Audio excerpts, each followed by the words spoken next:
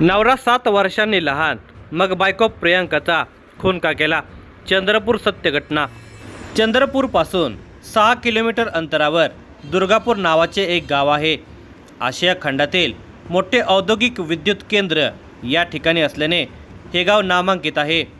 या ठिकाणी हजारोंच्या संख्येने लोक दिवस रात्र काम करत असतात।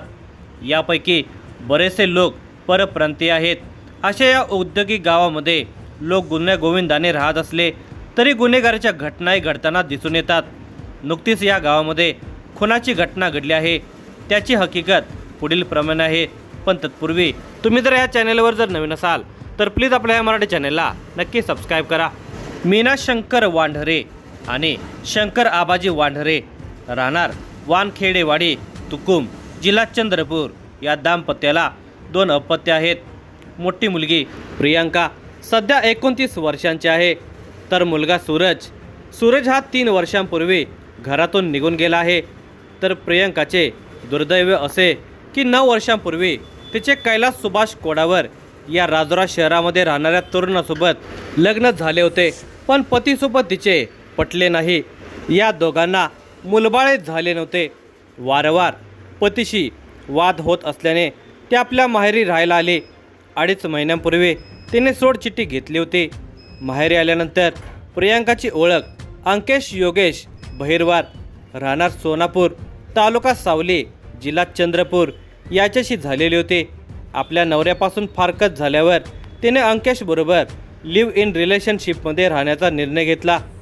अंकेश हा प्रियांकापेक्षा 7 वर्षांनी लहान होता। तो केवळ 22 वर्षांचा, तर प्रियांका ही 29 वर्षांची होती। आपल्या मुलीने अंकेशसोबत राहण्याचा निर्णय घेतल्यावर तिच्या आईवडिलांनी आपल्या राहत्या घरातील दुसऱ्या मजल्यावरील खोलीमध्ये त्या दोघांना राहण्यास सांगितले। प्रियांका ही सुपारी फोडण्याचे काम करत असे। अंकेश मात्र कोणताच कामधंदा करत नव्हता, तो घरीच बसून असायचा। शनिवार दिनांक 14 मार्च 2026 रोजी सकाळचे 8 वाजले होते, तेव्हा वरच्या मजल्यावर प्रियांकासोबत राहत असलेला अंकेश बहिरवार याने प्रियांकाच्या वडिलांना फोन करून वर बोलावून घेतले। तुमची मुलगी काहीच बोलत नाही। यावर शंकर वांढरे त्यास म्हणाले, काय झालं तिला? तेव्हा तो म्हणाला, तिने मान टाकली आहे। हे ऐकून त्यांच्या पायाखालची वाळू सरकली। कालपर्यंत चांगली असणाऱ्या पोरीने मान टाकली म्हणजे काय, असे आपल्या पत्नीला सांगत ते दोघे घाईघाईने वरच्या मजल्यावर गेले। वर गेल्यावर प्रियांकाला अंकेशने बाहेरच्या पोर्चमध्ये आणून ठेवलेले दिसून आले। तिच्या अंगामध्ये पांढऱ्या रंगाचा टी-शर्ट, काळ्या रंगाची लेअर होते। जवळ जाऊन पाहिले असता तिच्या गळ्याभोवती लाल व्रण दिसून येत होता। जवळ जाऊन निरीक्षण करत असताना अंकेश मात्र गळ्यावर वारंवार हात ठेवत होता।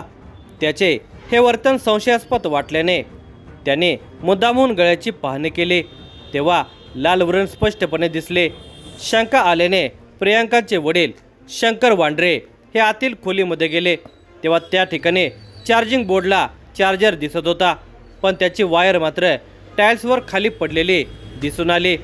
शंकास्पद वाटत असले तरी या ठिकाणी वेळ न घालवता आपल्या मुलीच्या अंगात दुगदुगी असेल तर तिचा जीव वाचेल म्हणून त्यांनी मुलीला खाली आणले आणि ऑटो रिक्षामध्ये घालून तिला चंद्रपूर येथील सरकारी दवाखान्यामध्ये दाखल केले।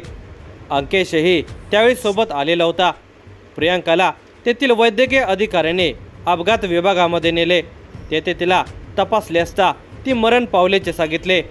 कालपर्यंत ठीकठाक असलेली प्रियांका अचानक मरण पावली नसून अंकेशने नक्कीच तिचा खून केला आहे हे शंकर वांढरे यांच्या ध्यानात आले। तिच्या गळ्याभोवती चार्जरची वायरने आवळून तिचा खून केला असावा अशी शंका त्यांनी पोलिसांना दिलेल्या बयानामध्ये सांगितले। पोलीस दप्तरी याची नोंद होताच पोलिसांनी मृतकाच्या नातेवाईकांचे जबाब नोंदवून घेतले।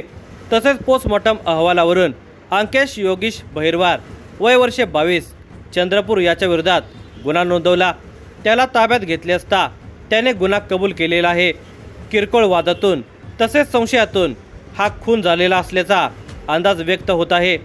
चार्जरच्या वायरने आपण तिचा गळा आवळून खून केल्याची कबुली दिल्याने त्याच्याविरुद्ध भारतीय न्याय संहिता कलम 103(1) नुसार गुन्हा नोंद करण्यात आला।